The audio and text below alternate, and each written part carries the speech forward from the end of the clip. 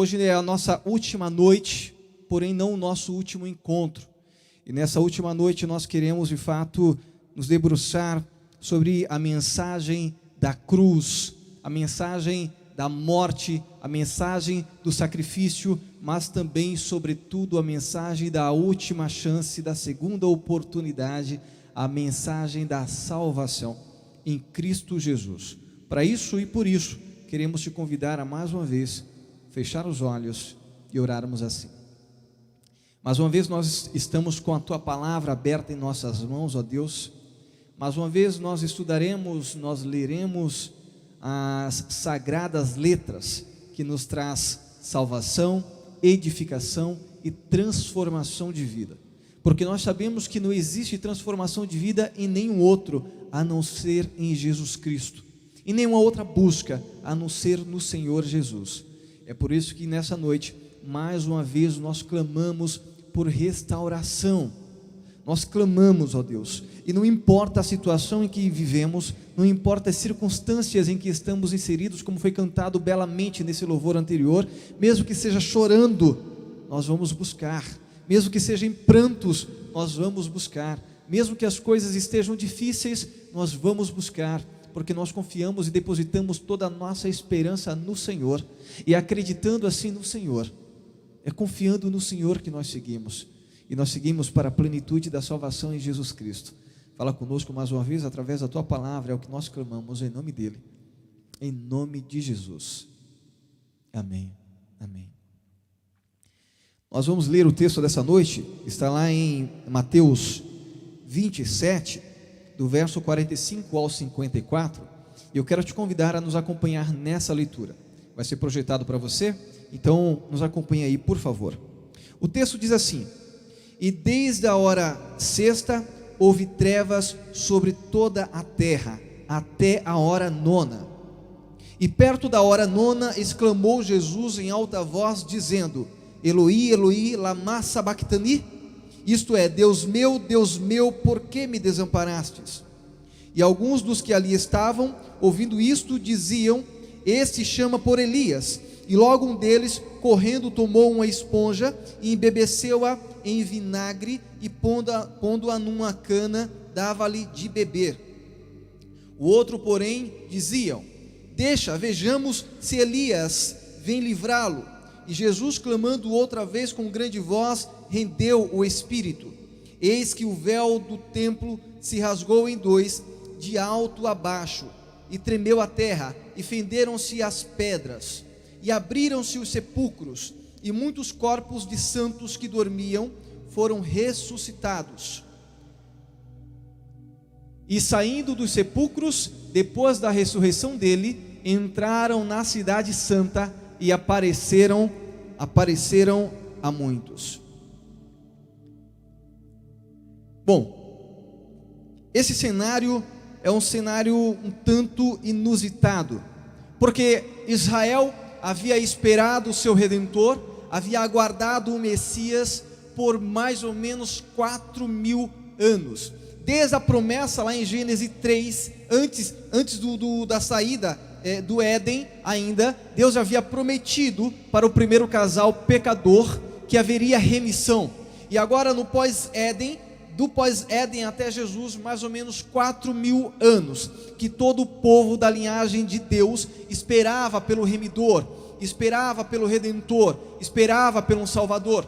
A cada novo profeta que surgia, a cada rei, a cada juiz em Israel, esperava-se, acreditava-se que poderia ser o Salvador de Israel. Mas vinha profeta, ia profeta, vinha rei, ia rei, vinha juiz, ia juiz, e o Salvador ainda não. Com isso, todo o povo de Deus foi se amarrotando de teses, de conceitos, de ritos, de mitos, e no tempo de Jesus, eles não enxergaram o desejado de todas as nações presente em casa, presente no templo, presente no santuário. Durante todos os dias, durante todas as semanas, durante todos os 33 anos de vida de Jesus, ele caminhara pela Galileia, ele caminhara por Israel, por Jerusalém, ele ira ao templo, falara com os sacerdotes, questionara, conversara, salvara, remira, e mesmo assim não havia sido percebido pelos seus.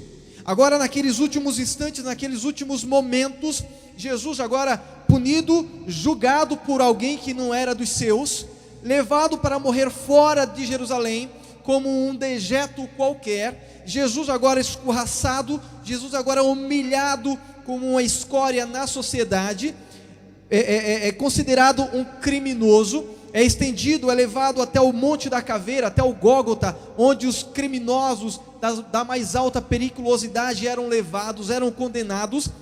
Jesus sofreu tudo isso, chegou até a cruz, diante de dois criminosos, e mesmo nessa situação, nesse instante último, ainda teve força em si para salvar e para transmitir esperança a um condenado. Sabe, aqueles momentos últimos da vida de Jesus, havia ali na verdade uma situação que eu cito sempre, era uma situação de vida ou morte, não somente para Jesus, era uma situação de vida ou morte para toda a humanidade. Jesus não estava sofrendo somente na cruz. Durante todos os 33 anos de vida de Jesus, foram a vida de sofrimento. Você vai lembrar que já aos 2 anos de idade, a família de Jesus fora obrigada a fugir para o Egito, porque Herodes, o grande, perseguira Jesus e queria matar as crianças de 2 anos para baixo, no intento ou na intenção de matar o Salvador, o Redentor. Você percebe que em alguns momentos Jesus também era perseguido pelos os seus próprios irmãos, os seus próprios familiares, muitas das vezes não acreditavam. Como assim? Como acontece conosco hoje? Jesus, quando é batizado por João o Batista, ele logo em seguida é levado pelo Espírito Santo ao deserto, e lá no deserto, durante 40 dias e 40 noites, jejuando, se consagrando a Deus, se entregando a Deus. Nós conhecemos, em Mateus 4 é citado, que Satanás vai até o deserto a tentar Jesus, vai para tentá-lo fazer cair. Mas, segundo Paulo, lá nos evangelhos, nas cartas de Paulo, ele fala que Jesus em tudo foi tentado, mas em nada pecou. Foram 33 anos de agonia, 33 anos de dor, 33 anos de morte, 33 anos que Jesus já vinha morrendo por toda a humanidade. Mas agora ali na cruz, acabara. Agora ali na cruz, tudo estava feito. Quando Jesus clama tetelestai, há terremoto, há cataclisma, o céu escurece. Na verdade, a Bíblia vai citar lá em Mateus 27, 52, que os mortos em Deus ressuscitam e logo em seguida entram na cidade e são vistos por muitos, comprovando que a glória de Jesus é tremenda, é tão grande, que a presença de Jesus faz até os mortos acordarem.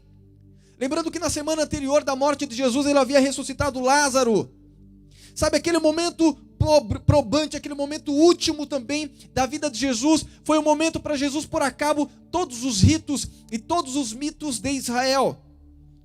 Você vai lembrar, inclusive vai ser projetado aí, por favor, no santuário, lá em Israel, durante todos os dias, durante o ano inteiro, cordeiros entravam pelo santuário, pessoas e adoradores iam no santuário de Deus e matavam cordeiros, fazendo, na verdade, valer a promessa de que um cordeiro deveria ser imolado ao amanhecer e no pôr do sol, e esse cordeiro só representaria o cordeiro de Deus que viria tirar o pecado do mundo no futuro.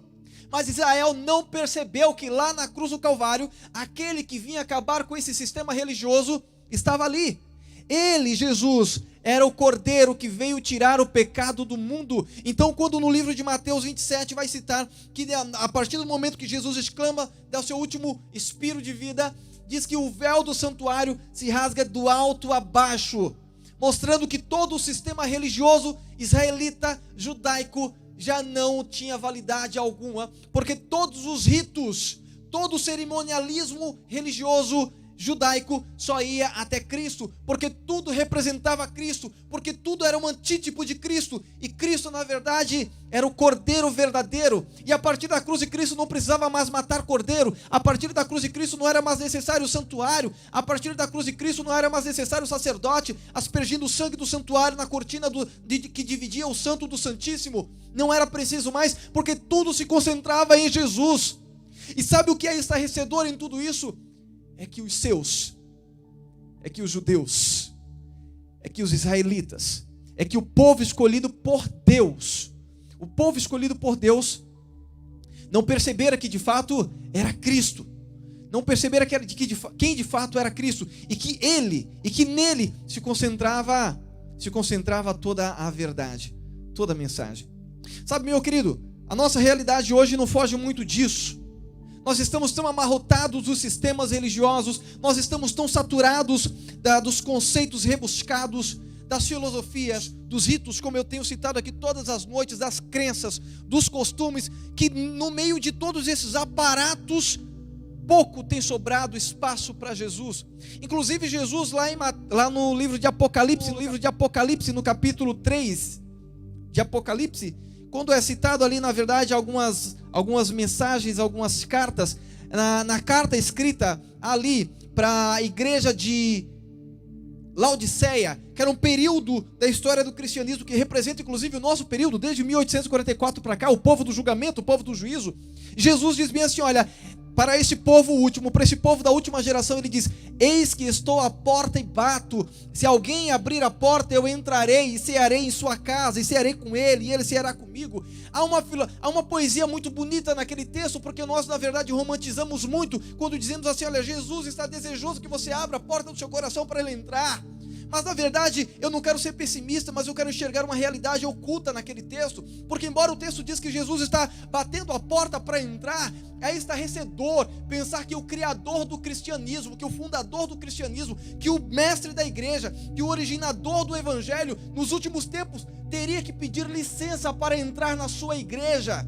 É estarrecedor pensar como tantas igrejas hoje têm tanta tecnologia, tem recursos, tem faculdade, tem hospital, tem bibliotecas, tem tanta coisa. E eu costumo dizer ultimamente que as igrejas hoje são cheias de tudo, só lhe falta Jesus, muitas delas. Só lhe falta Jesus.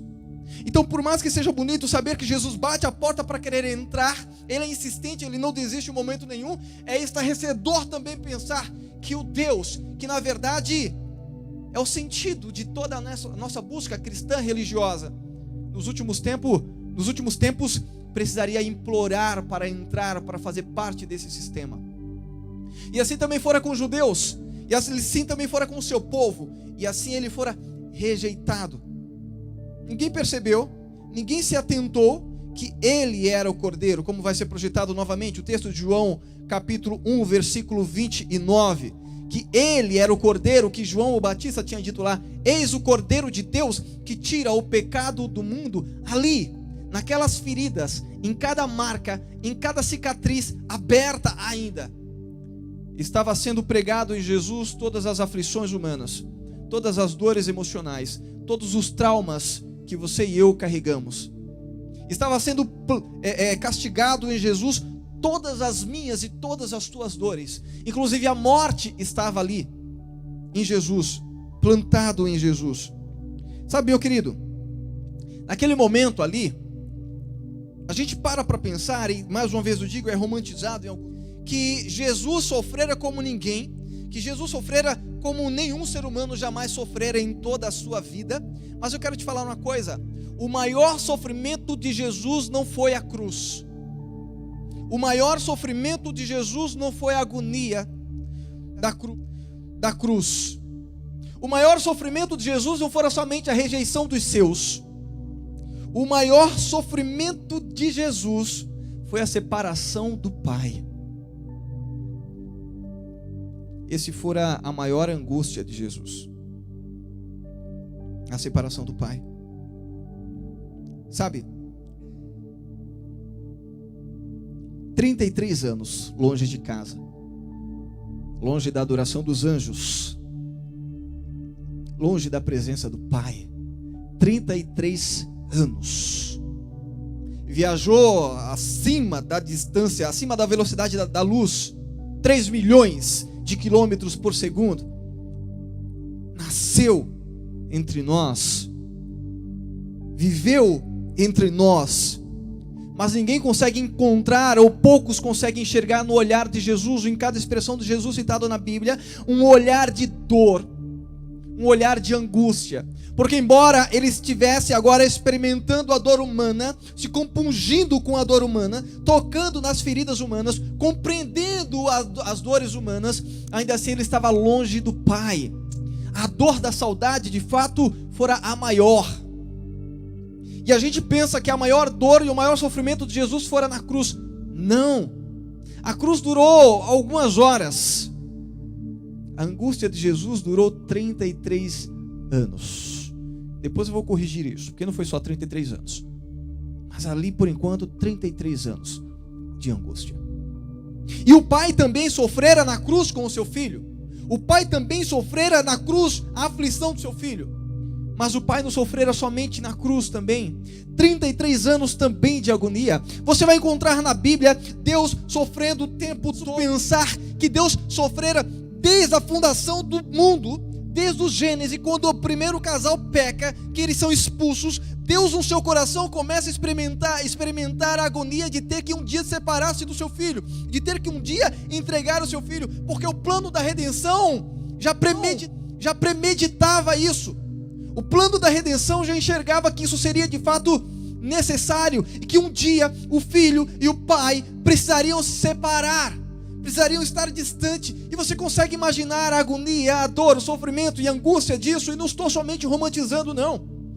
Você vai encontrar, vai ser projetado aí para você também, em Gênesis 22, é contada uma história da promessa de Deus para Abraão lá no passado.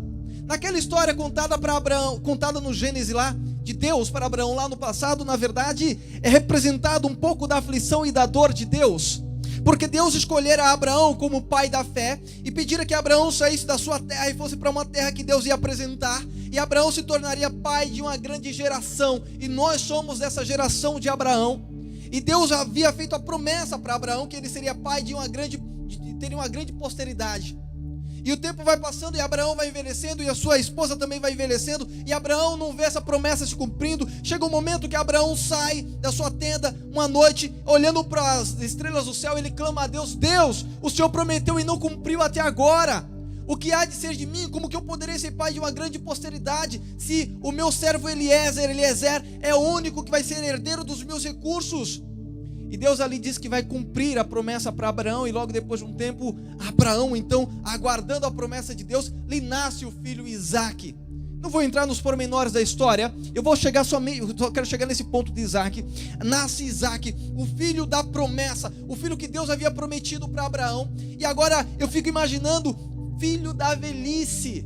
Eu lembro quando a minha filha nasceu, no centro do Taboão da Serra, no Hospital Family. Naquele dia eu não fui ao trabalho, fiquei ali justamente do lado da minha esposa todo o tempo. E quando pela primeira vez eu vi aquele ser chorando, eu me senti o ser humano mais feliz da face da terra. O ser humano mais feliz da face da terra. Ninguém jamais conseguiria ser mais feliz que eu naquele momento, porque era minha filha, sangue do meu sangue, era a minha essência de fato. Era a minha essência. E sabe, depois que eu levei a minha filha para casa, eu passei 4 meses que eu não dormia, porque ela tinha refluxo de alto nível. Eu não conseguia dormir, mas sabe, eu estava feliz. Eu eu saía às 4 horas da manhã para trabalhar no Jabaquara, em São Paulo, bem distante do Taboão da Serra. E mesmo assim eu passava as noites acordado com ela, e eu tinha prazer. E eu lembro as primeiras palavras da minha filha, e eu lembro os primeiros passos da minha filha, eu lembro do aniversário de 1 ano, eu lembro dos primeiros momentos, eu lembro todas as madrugadas que a minha filha, já com 3, 4 meses de idade, nós enrolávamos ela, deixávamos só os olhos e o narizinho para fora, e íamos todas as madrugadas de domingo no culto da mata, lá no NASP, no Capão Redondo, para adorar e buscar a Deus e agradecer pelaquela proeza, pelaquela bênção. Eu começo a imaginar, então, eu começo a me transportar para a vida de Abraão, porque Deus havia prometido para Abraão: você vai ser pai, e agora dá um filho, e o filho, ele põe o nome de Isaque, o risonho, o feliz, em menção à sua esposa que havia duvidado em algum momento da promessa divina.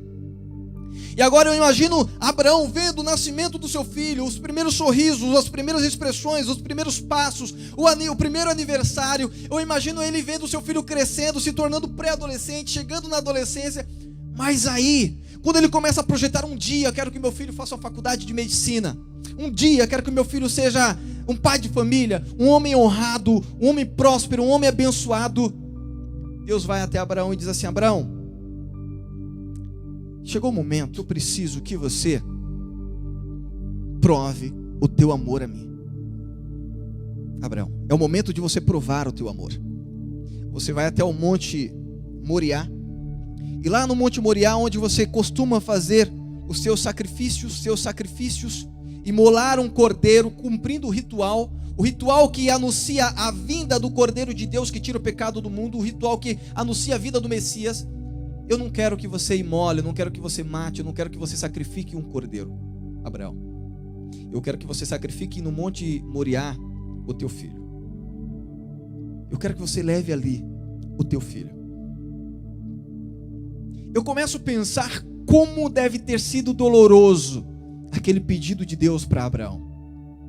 Eu começo a pensar quantas madrugadas Abraão não tem conseguido dormir, quantos dias Abraão ficou sem comer, quantas lágrimas Abraão derramou, quantas rugas ele herdou daquela angústia, quanto tempo de angústia ele ficou mergulhado pensando: meu Deus, como eu vou fazer isso? Como eu vou matar o meu próprio filho, em quem eu projetei todas as minhas realizações, em quem eu coloquei todos os meus sonhos? Eu começo a imaginar agora que a vida inteira de Isaac passa em revista na mente de Abraão durante as madrugadas. Eu começo a imaginar Abraão pela madrugada, lembrando do primeiro choro, do primeiro sorriso, dos primeiros passos, do primeiro aniversário, do primeiro abraço, do primeiro calor, da primeira tosse, da primeira doença, da primeira febre, de todos os detalhes da vida de Isaac. E agora ele tem que sacrificar o seu próprio filho. A pena inspirada, a escritora inspirada que nós usamos nos seus livros, chega a dizer que, chegado o dia em que Abraão precisava cumprir a promessa e cumprir o pedido e realizar o pedido de Deus, ele vai com o seu filho, ele não consegue pronunciar uma palavra até o Moriá. Em angústia, ele não consegue dizer nada. Somente lá em cima é que ele, juntamente com Isaac, começa a pegar os gravetos, juntar as pedras, fazer o altar, colocar a lenha para o fogo, preparar a corda, preparar tudo, o cutelo, a faca já estava preparado, a mão. Isaac olha para todos os lados e, acostumado a cumprir aquele ritual com o pai, ele pergunta: mas pai, onde está o cordeiro para que nós ofereçamos em sacrifício a Deus, representando o cordeiro de Deus que virá no futuro? Eu imagino Abraão em lágrimas, em prantos, em agonia, tendo que responder para o seu filho: meu filho, você é o cordeiro. É você que o pai quer. É você que Deus me pediu. E você conhece a história. Abraão deita o seu filho no altar. E eu acho que ele fecha os olhos. Eu imagino os nervos de Abraão tremendo, as juntas de Abraão tremendo, o coração de Abraão querendo saltar pela boca. Eu imagino Abraão suando, eu imagino ele caindo em prantos, ele em lágrimas. Eu imagino ele com a garganta fechada, com a voz embargada, ele não tendo força de reação. Eu imagino a faca, na verdade, sendo muito apertada em suas mãos. E naquele momento último, enquanto Abraão, sem conseguir olhar para o filho, ele pensa de fato em fazer o que foi pedido, Deus manda um anjo, e o anjo diz: Abraão, para. Já vi que você ama a Deus acima de todas as coisas. Já vi que você ama a Deus acima da tua família, acima do teu filho, porque você foi capaz de entregar o teu maior tesouro, o teu maior recurso. E Abraão olha para o lado, já havia um cordeiro ali entre os gravetos. E Abraão, eu imagino a felicidade de Abraão, eu imagino o abraço de Abraão e seu filho Isaac. Eu imagino que aquele último abraço de Abraão e Isaac deve ter sido um abraço que custou muito tempo para ele soltar. Eu imagino a alegria do filho também, que estava ali entregue ao pai. E ambos agora pegam o cordeiro e colocam o cordeiro no altar. Eu imagino que aquele foi a oferta que eles fizeram a Deus com maior alegria e gratidão, porque de fato um cordeiro morreu no lugar de Isaac. E o pai foi livre da agonia e da aflição de matar o próprio filho. Durante muito tempo eu me perguntei: mas por que Deus fez um pedido desse para Abraão? Mas por que Deus fez um pedido desse para um ser humano? Eu comecei a estudar alguns outros textos da Bíblia. Deus fazendo pedidos inusitados para alguns servos dele. Não é porque Deus queria provar somente ou testar o homem, mas era que Deus, ele tem necessidade de ser percebido e compreendido também. Em alguns momentos, alguns pedidos que Deus faz ao homem é simplesmente para que o homem entenda a dor no coração de Deus. Quando Deus pede para Abraão sacrificar, entregar o seu próprio filho, o que Deus está querendo dizer é o seguinte: olha, sinta um pouco da dor que eu sinto todos os dias, quando eu penso que um dia no futuro eu precisarei ser separado do meu filho, eu vou precisar matar o meu filho. E Abraão sentiu um pouco dessa dor. Mas lá na cruz, eu vou pedir para projetar novamente a última imagem de Cristo na cruz e Abraão e Isaac ali do lado no altar. Nessa imagem, lá na cruz, não teve cordeiro para tirar Jesus de lá. Não teve cordeiro para substituir Jesus. Não tinha quem livrasse Jesus. Sabe, o Pai sofrera com Jesus. Eu vou pedir a projeção do texto seguinte, por favor. O Pai sofrera com Jesus. Esse texto aí do livro Desejado de Todas as Nações, página 661, 61, 63, 64, vai dizer assim: olha, a humanidade do Filho de Deus tremia naquela probante hora. Não orava agora pelos discípulos, mas por sua própria alma assediada de tentação e angústia. 3 vezes recuou sua humanidade do derradeiro supremo sacrifício, mas Deus sofria com seu Filho. Anjos contemplavam a agonia do Salvador, viam seu Senhor circundado de legiões das forças satânicas, sua natureza vergada ao peso de misterioso pavor que todo o fazia tremer. Houve silêncio no céu, nem uma harpa soava. Nem uma harpa soava. Ali, naquele momento, no texto que nós lemos aqui, está citando a agonia de Jesus lá no Getsemane. Diz que naquele momento, Deus sofria com seu filho. Deus sangrava com seu filho. Deus estava em agonia com seu filho. Diz que todos os anjos do céu estavam expectantes, havia silêncio, nenhuma harpa tocava. Todos estavam expectantes. Inclusive até o momento que somente Gabriel é quem desce para consolar Jesus, como nós citamos em uma das noites, lá no Getsemane.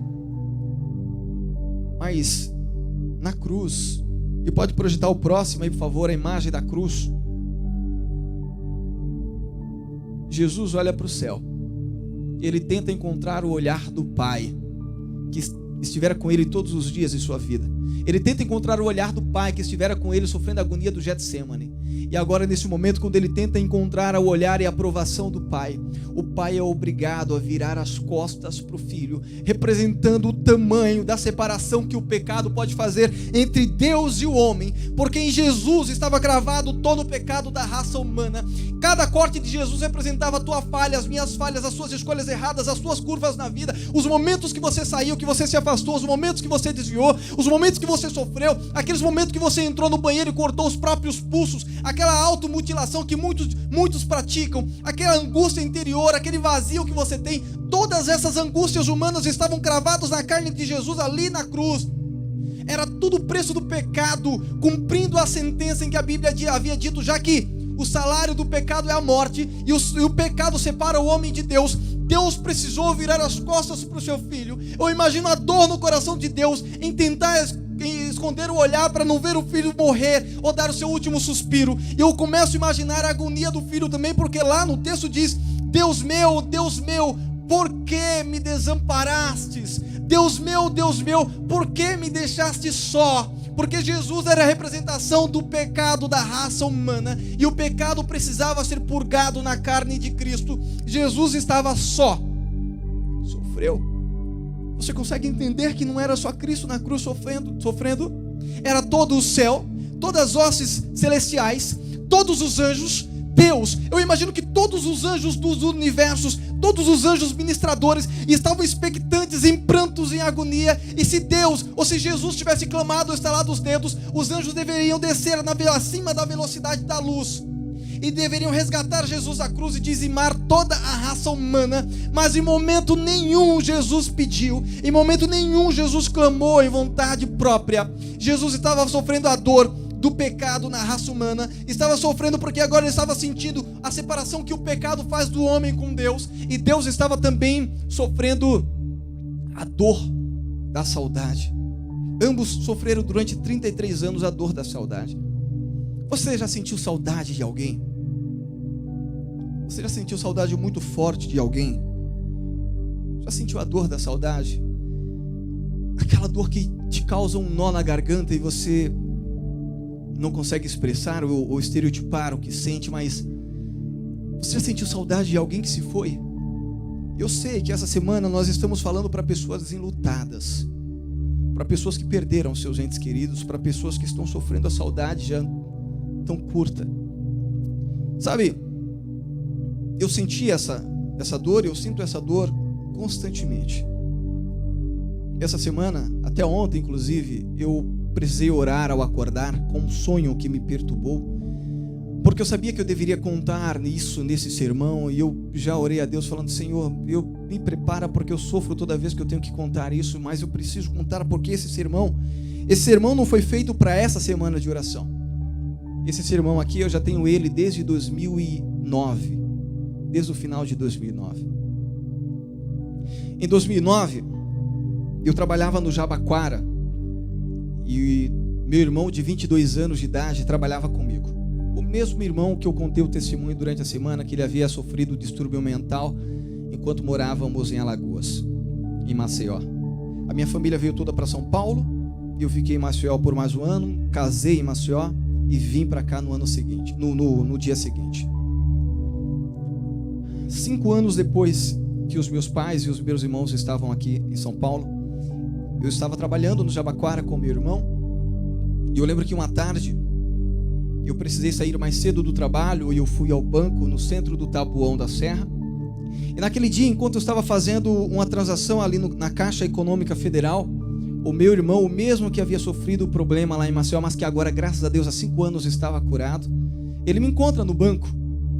E ele se aproxima de mim e me pergunta o que eu estava fazendo ali, e eu explico para ele, e ele diz: olha, eu vou precisar ir no shopping do Taboão da Serra, e daqui a pouco eu vou para casa. Eu falo: tudo bem, vai lá. E meu irmão vira as costas, ele passa pela porta giratória do banco, e no meu coração um aperto, e algo me dizia assim: abraça, dá um abraço no teu irmão.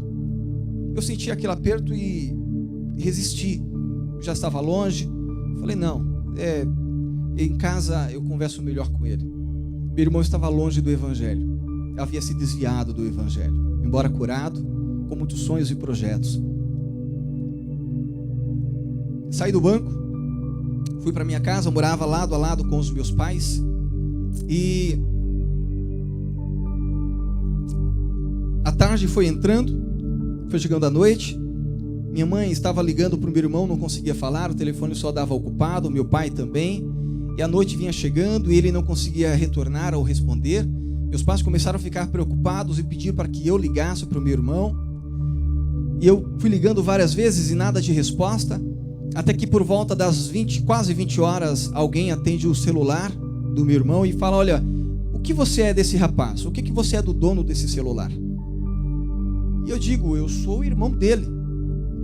E a pessoa do outro lado da linha diz: olha, você precisa vir com a família buscá-lo, que ele teve um acidente de trânsito aqui na Regis Bittencourt, em frente ao shopping do Taboão da Serra, e você precisa vir buscá-lo para levá-lo ao hospital. Na ocasião, meu celular estava no Viva Voz e minha mãe estava do lado, já entra em prantos, porque pai e mãe sentem no coração, eles pressentem aquilo. Meu pai e minha mãe haviam tido sonhos perturbadores durante a semana, eu também, nós estávamos com medo. Eu lembro que naquela noite, um vizinho nosso, o Kleber Goulart, é quem vai dirigindo conosco até o local. Eu lembro que eu vou acalmando meu pai o tempo todo, o meu coração sempre foi muito positivo. Eu vim acalmando meu irmão caçula que está no carro comigo, e quando a gente chega no local, de longe, a gente vê um aglomerado de pessoas no meio da rodovia, da BR. A BR fechada e um aglomerado de pessoas em volta, a gente vê câmeras de TV com repórter, a gente vê ambulâncias, a gente vê carros da polícia. E antes que o carro para, meu pai abre a porta do carro em movimento ainda e sai correndo pela avenida até o local da aglomeração. O meu irmão caçula também sai correndo até o local da aglomeração. E eu espero o carro encostar para descer e já vou orando no meu coração: meu Deus, não permita. E eu lembro que quando eu desço do carro, de longe, eu já visto o meu pai voltando, correndo e gritando desesperado. A cena do meu pai gritando e a cena do meu irmão caçula gritando É a cena que não sai da minha cabeça até hoje. Deus sabe quantos sonhos perturbadores eu ainda tenho com aquela imagem. Por quê? Naquele momento, eu lembro do meu pai se jogando ao chão e só perguntando: por que, meu Deus? O meu irmão caçula desesperado, querendo fazer alguma coisa, mas solução nenhuma encontrava. O chão parecia ser mais confortável para o pranto. Eu tentando me segurar e confortar os dois, e pensando na minha esposa que havia tido a minha filha tinha 3 meses de vida, pensando em como dar a notícia para minha mãe, que estava em casa, desesperada, expectante. A minha irmã, que havia casado, estava em Aracaju com o esposo, e todos os meus familiares. Em questão de fração de segundos, eu comecei a pensar e lembrar das imagens do meu irmão caçula, ou melhor, do meu irmão desde criança. Todos os momentos, eu lembrei da crise dos 4 meses lá em Alagoas com ele. Eu lembrei de estar acompanhando ele bem de perto. E eu não queria ver a cena, mas eu tive que me aproximar, e de longe eu pude ver aquele corpo estendido ao chão, inato, coberto com um lençol branco, e na região da cabeça muito sangue no asfalto. Eu comecei a perguntar no meu coração: por que, Deus? Por quê? Aquela noite, aquele dia, na verdade, era uma terça-feira, 20 de outubro. Eu fazia aniversário no dia seguinte, 21 de outubro. Inclusive no shopping ele tinha ido talvez para encontrar um presente para mim. A partir dali nós entramos numa agonia com a nossa família que nós nunca superamos. Eu lembro dos sonhos que eu tive nas semanas seguintes. Em um dos sonhos, o meu irmão batia a porta da nossa casa dizendo bem assim: olha, eu não morri não, eu estou de volta. E eu lembro que no sonho eu chorava muito, porque a vontade de abraçar o meu irmão, e eu abracei ele no sonho, mas foi algo tão real, que sensação nenhuma até hoje me trouxe tanta felicidade, a não ser o momento do nascimento da minha filha. Então, sabe, eu sei o que é sentir saudade. Eu sei o que é chegar final de ano, ou a data original do meu aniversário, olhar para o porta-retrato e saber que aquela pessoa de quem nós temos tanta saudade não está ali. Eu sei o que é reunir a família, e quando olhar todo mundo junto, a gente saber que falta um para compor aquele cenário. Eu sei. Eu lembro que semanas depois da morte do meu irmão,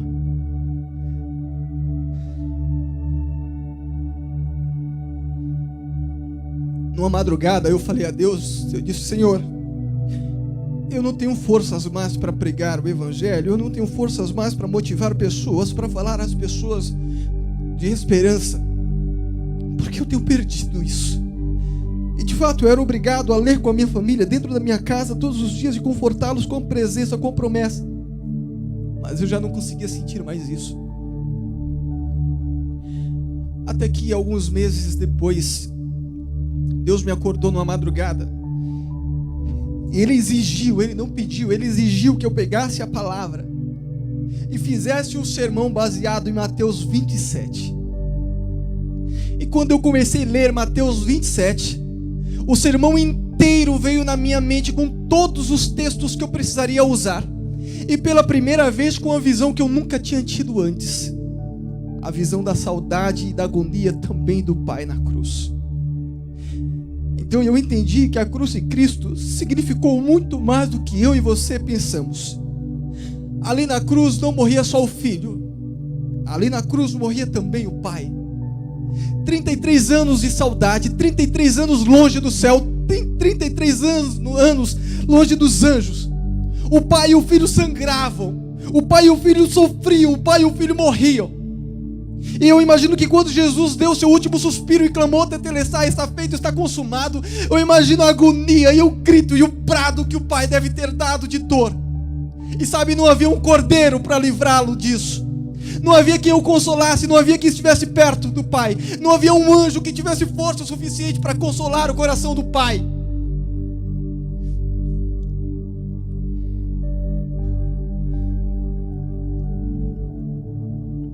Mas sabe, eu imagino quantas lágrimas cada um dos anjos no céu derramaram. Mas eu imagino que depois que Jesus morreu, depois do tremor de terra, depois da escuridão, cada um dos discípulos, ou todos os que estavam ali que precisavam, pegaram Jesus, levaram Jesus até onde ele deveria ficar, até o túmulo.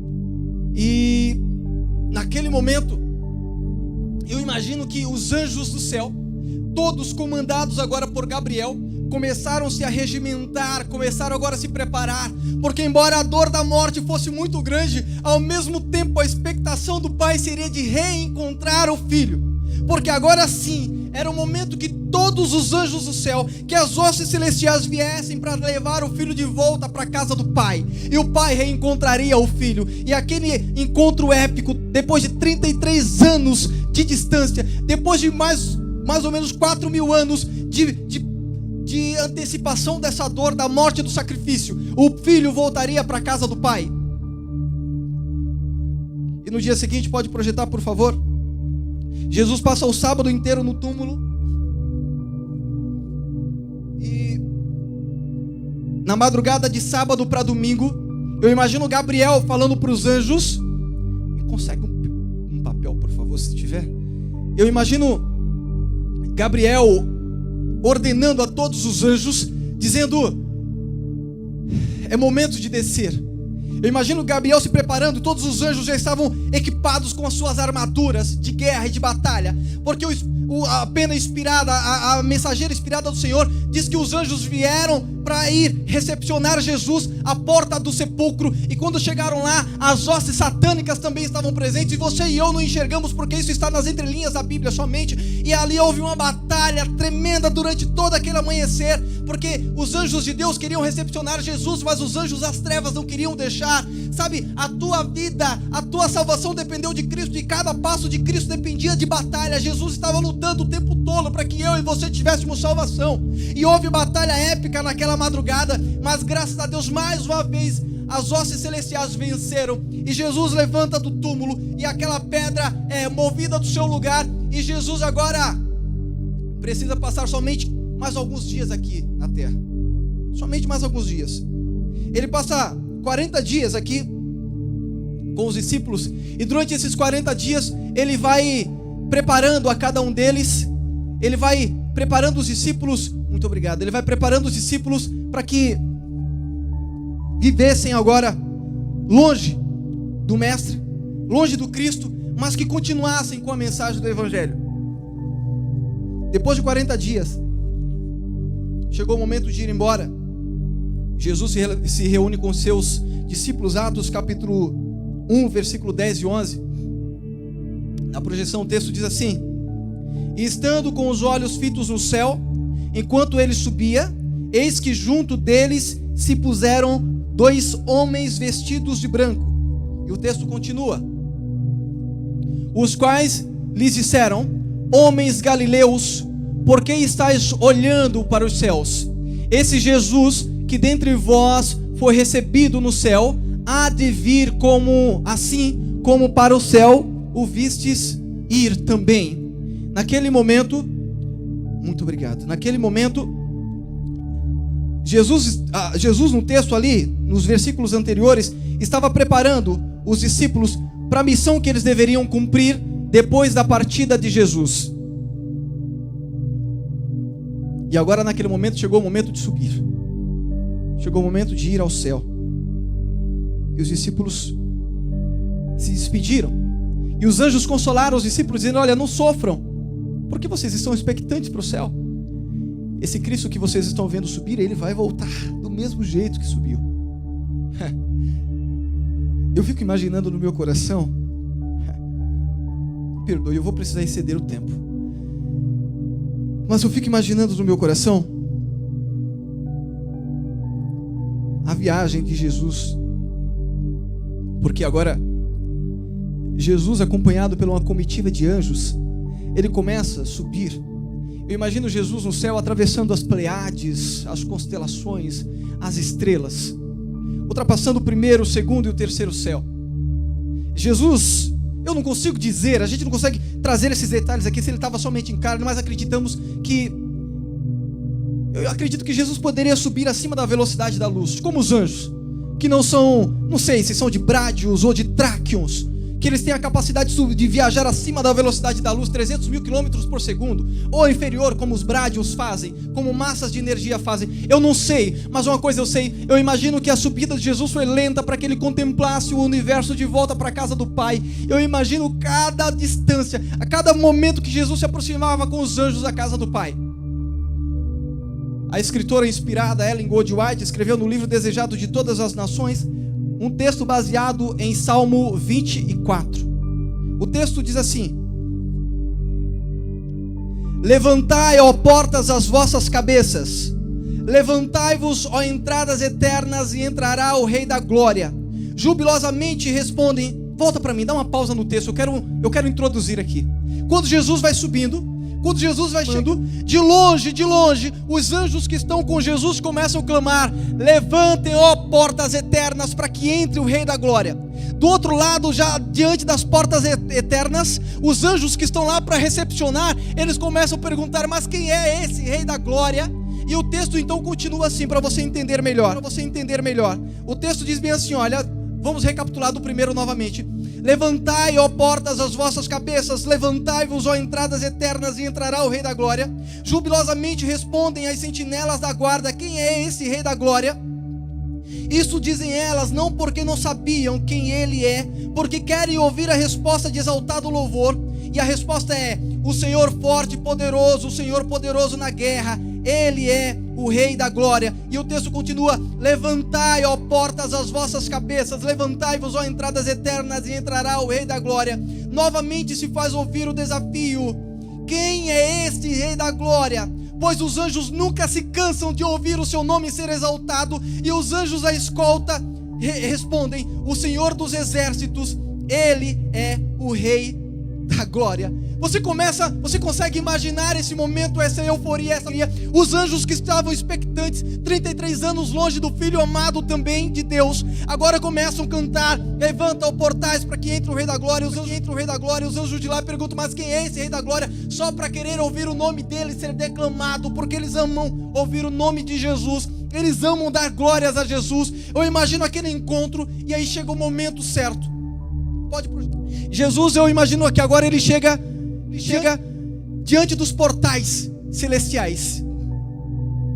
E eu imagino que quando os portais se abrem, há uma legião de anjos. E alguns textos do Desejado de Todas as Nações também diz que havia uma legiões de anjos, e as abobadas celestiais todas clamavam em exaltado louvor porque ele estava de volta no lar, de volta em casa. E eu começo a imaginar aquele momento, a expectação no coração do pai: eu vou encontrar o filho. E a expectação no coração do filho: eu vou encontrar o pai. Mas aí naquele momento, enquanto os anjos estão todos festejando, Jesus nas portas ainda ergue as mãos, e todos os anjos param de cantar e de louvar. Há um silêncio copioso no céu. Naquele momento abre-se um corredor entre Jesus e até o trono de Deus. Anjos de um lado, anjos do outro. Jesus chama Gabriel e fala bem assim: Gabriel, vem cá. Gabriel,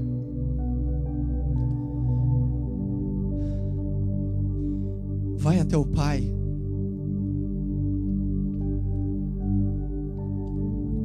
Vai até o Pai e pergunta para o Pai se o meu sacrifício foi suficiente para salvar a raça humana. Porque se não foi, eu volto daqui e eu faço tudo outra vez. Meu Deus, você consegue pensar, você consegue imaginar nisso? Eu volto daqui e eu faço tudo outra vez. Eu suporto os 33 anos de distância de novo. Eu enfrento a cruz novamente, para que a Maria, para que o José, para que o Pedro, para que o Gustavo, para que o Henrique, para que o Augusto, para que ele tenha chance de se encontrar com o Pai como eu, para que ele tenha chance de estar de volta no céu, para que ele tenha chance de subir. É por isso que eu tenho clamado todas as noites aqui, meu querido, dizendo para você: olha, não é ovo de chocolate, não é materialismo, não é momento de comprar, É momento de compungir o coração, porque foi um momento de entrega, é um momento de remissão, é um momento de salvação. Foi um momento de dor. Essa semana deve ser um momento de recordar. E Jesus está lá. Eu não consigo imaginar o abraço do pai no filho. Eu não consigo imaginar, mas a Bíblia vai citar isso. Em vários textos, Jesus sentado à destra do Pai, ao lado do Pai. O céu entrou em sacrifício por você. Você não pode ficar tão longe. Você precisa voltar, meu querido. Eu não sei por onde você tem andado, eu não sei por onde você tem perambulado, mas você precisa voltar. Sabe, naquela manhã de domingo, quando Maria e quando os discípulos correram para ir até o túmulo de Jesus, porque eles queriam ver, sabe o que eles encontraram lá? Um túmulo vazio. Se você for hoje ler as histórias dos grandes homens da terra, você vai encontrar histórias inusitadas de homens que construíram seus túmulos de formas extraordinárias, mas lá dentro dos túmulos com ouro, com marfim, com mármore, tem restos mortais de homens que se foram. No sepulcro de Jesus não tem restos mortais. Ele morreu porque ele era Deus. E os romanos não entendiam, nem os judeus conseguiram compreender durante muito tempo como que Deus pode morrer. Eu digo para você, Deus pode tudo. Se como Deus ele não puder morrer, ele não é Deus. Se tiver alguma coisa que Deus não puder, é porque ele não é Deus. Então, sendo Deus, ele pode morrer e continuar vivo. E ele fez isso por mim e por você. Eu vou seguir para os últimos textos, mas eu quero, o irmão vai projetar, por favor, Apocalipse capítulo 1, versículo 7. O texto diz bem assim, é uma promessa que você precisa entender. Ele subiu, mas ele prometeu para os discípulos, os anjos prometeram para os discípulos lá em Atos 1 que ele vai voltar. E agora Apocalipse, o último livro da Bíblia, o livro de profecias e de promessas para o futuro, um livro de revelação, diz assim, olha, Apocalipse 1, 7. Eis que ele vem com as nuvens dos céus e todo olho o verá. Está vendo essa cena projetada aí? Fita os seus olhos nessa cena, meu querido. Logo em breve, esse momento vai acontecer. E para você que a semana passada, a semana retrasada, o mês passado precisou sepultar alguém, precisou sepultar o teu ente querido, esse momento vai trazer o grande abraço da história da tua vida. Eu não consigo me apartar desse evangelho, porque eu sonho com esse dia, e nesse dia eu sei que eu vou abraçar de novo o meu irmão. Nesse dia eu sei que eu vou chamá-lo pelo nome. Pode voltar para mim, durante muito tempo eu fiquei preocupado com meu irmão, porque ele estava longe dos caminhos de Deus. Mas eu me lembrei que ele faleceu na terça-feira, mas no domingo anterior nós conversamos sobre Cristo, e ele prometeu naquele dia que ele ia voltar para os braços de Cristo. E depois eu fui a um salão de cabeleireiro, onde ele costumava cortar o cabelo, e o cabeleireiro dele dizia bem assim, olha, sabe o que ele fez naquela semana, no domingo anterior? Ele veio cortar o cabelo comigo, e ele disse para mim, olha Gustavo, a partir de hoje eu volto para Jesus. A balada, a vida lá fora, o mundo lá fora, as luzes de neons, as luzes piscando já não tem mais sentido para mim. Volta para Jesus. E o cabeleireiro dele, o Gustavo, chorando, falou para mim, olha, ele me ajudou, me aconselhou a voltar para Jesus. O ancião da igreja do Jardim Celeste no Butantã, hoje, o Bruno, chegou a comentar comigo depois que uma semana antes ele tinha ido à igreja, e ele tinha dito, Bruno, é momento de voltar para Jesus. Numa madrugada na semana anterior, eu acordei pela madrugada e vi na casa do lado o meu irmão, e estava ouvindo, logo cedinho estava ouvindo louvores e orando. Ele estava meditando em um dos salmos que ele mais gostava, o Salmo 27. E sabe, então eu acredito que eu vou encontrar o meu irmão naquela manhã. Sabe o que eu quero dizer para você? Pode avançar e pode projetar o próximo texto, Apocalipse 21, versículo 7. Eu quero dizer para você que é uma promessa. Capítulo 21, versículo 7, o texto diz bem assim, olha, e Deus limpará de seus olhos toda lágrima, e não haverá mais morte, nem pranto, nem clamor, nem dor, porque as primeiras coisas já são passadas. As primeiras coisas já são passadas. Logo mais, meu querido, pode voltar para mim. Jesus voltará. Os sepulcros vão se abrir, porque assim como o sepulcro de Jesus está vazio, ele vai esvaziar os sepulcros hoje. Em breve, aqueles que se foram, sem que você tivesse a chance de dar o último abraço, o último adeus, de dizer eu te amo pela última vez. Você vai ter a oportunidade de se encontrar. Sabe o que você precisa? Você só precisa se entregar e dizer: Jesus, eu quero. Essa semana inteira eu tenho feito apelo, sabe? Porque eu não sei do dia de amanhã. Eu não sei se amanhã eu terei vida para pregar. Talvez seja a última semana da minha vida, eu não sei. Último mês, último ano, eu não sei. Eu não sei de você também, eu não posso dizer nada. Eu citei durante essa semana: quem passa a vida inteira deixando Jesus para depois, corre o risco de perder Jesus para sempre. Então, meu querido, dá uma chance. Hoje é o dia, hoje é o tempo de se entregar. Se você ouvir a voz de Jesus hoje, é hoje que você deve consagrar a tua família. Ah, mas eu já faço parte da igreja, meu irmão. Então faça parte do coração de Jesus. Abandone tudo. É momento de fazer consagrações mais completas, mais complexas. Entre no coração de Deus. O último texto que eu quero projetar essa noite está lá em 2 Coríntios capítulo 5, versículo 17, diz assim: olha, e assim, se alguém está em Cristo, é nova criatura, as coisas antigas já passaram, eis que tudo se fez novo. Deus tem preparado um novo céu e uma nova terra, mas Ele precisa que nesse novo céu e nessa nova terra, que eles sejam compostos também por novos seres, novos homens, novas mulheres, pessoas transformadas. Eu vou encontrar o meu irmão. Eu sofro toda vez que eu tenho que dar esse testemunho, porque só Deus sabe o quanto me dói, mas é preciso compor esse sermão com isso. Foi a promessa que eu fiz a Deus, para que você sinta um pouco do que Deus sentiu. E você não consegue imaginar o quanto Deus está desejoso de que você se entregue a Ele hoje. Hoje é tempo de se entregar. Se entregue a Cristo. Ouça esse louvor. Faça essa entrega hoje. Não deixe para depois.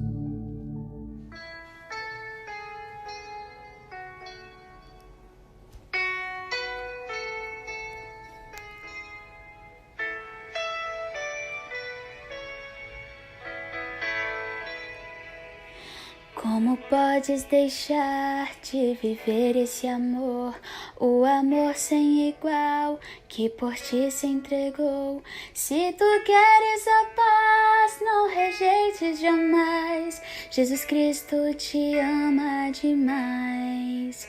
Tu que estás a sofrer, vive no mundo sem paz e detém teu prazer em tantas coisas banais.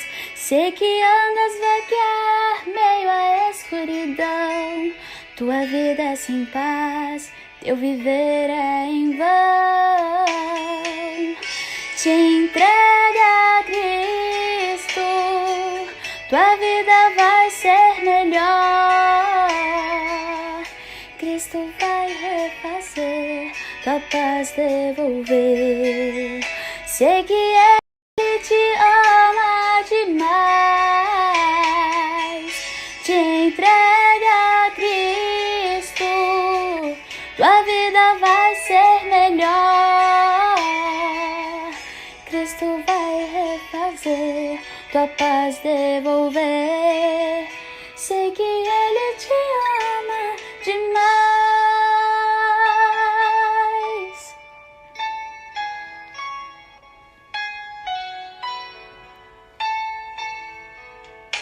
Quão aflito tu estás e opresso em dor, não me buscas jamais e não queres o amor.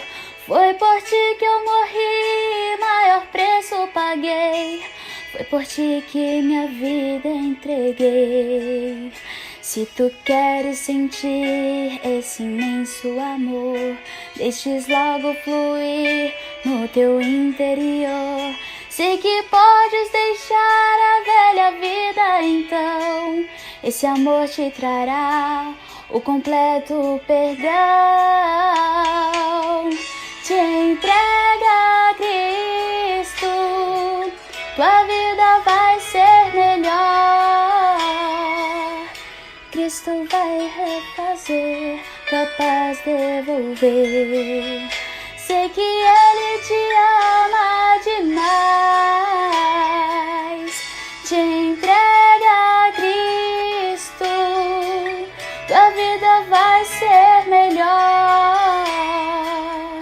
Cristo vai refazer, tua paz devolver. Sei que Ele te ama demais.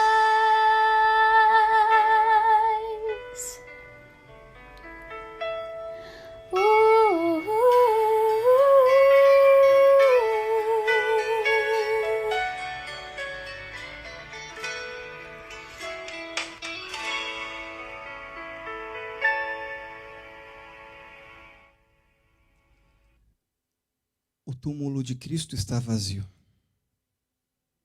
E por conta disso, logo mais Ele voltará, logo mais Ele nos buscará, nos levará para a casa do Pai. Eu imagino a comitiva de anjos nos recepcionando lá. E a comitiva de anjos subindo conosco. Eu imagino a festa, o abraço, 2000 anos de saudade dos seus. Mais de 6.000 anos de saudade dos humanos, dos seus filhos, dos filhos da promessa. Aquele encontro é inimaginável. Paulo diz que olho algum jamais viu, ouvido nenhum jamais ouviu, e mente humana nenhuma jamais prescrutou as coisas que Deus tem reservado e preparado para aqueles que nele esperam. Jesus te espera. Não se atrase, não deixe para depois. Eu quero orar por você assim. Eu consagro e entrego cada vida aqui no chat desse canal, Senhor, conosco nesse momento. Eu entrego cada coração, cada aflição, cada dor, cada medo, cada pavor, cada desespero, cada expectação. Eu apresento cada nome, cada história, cada traço de angústia, cada abandono, cada solidão. Eu apresento cada saudade. Eu apresento cada um aqui, Senhor. E peço que pelo sangue de Jesus e no Santo Espírito da promessa, haja paz para esse coração aflito, haja esperança para esse desesperado, haja perspectiva da vida para esse angustiado, haja entrega completa a Jesus para esse que não consegue encontrar solução ou saída, haja retorno para a casa do Pai para esse que está distante há tanto tempo, a esse que se perdeu em alguma curva, a esse que foi ludibriado pelas mentiras do mundo, haja um retorno para a verdade, Jesus. Estamos nos últimos momentos do planeta Terra. Não é tempo de perder tempo, é tempo de se entregar. Nós queremos entregar todos, que haja consagração, entrega genuína e completa essa noite, em nome de Jesus, em nome de Jesus.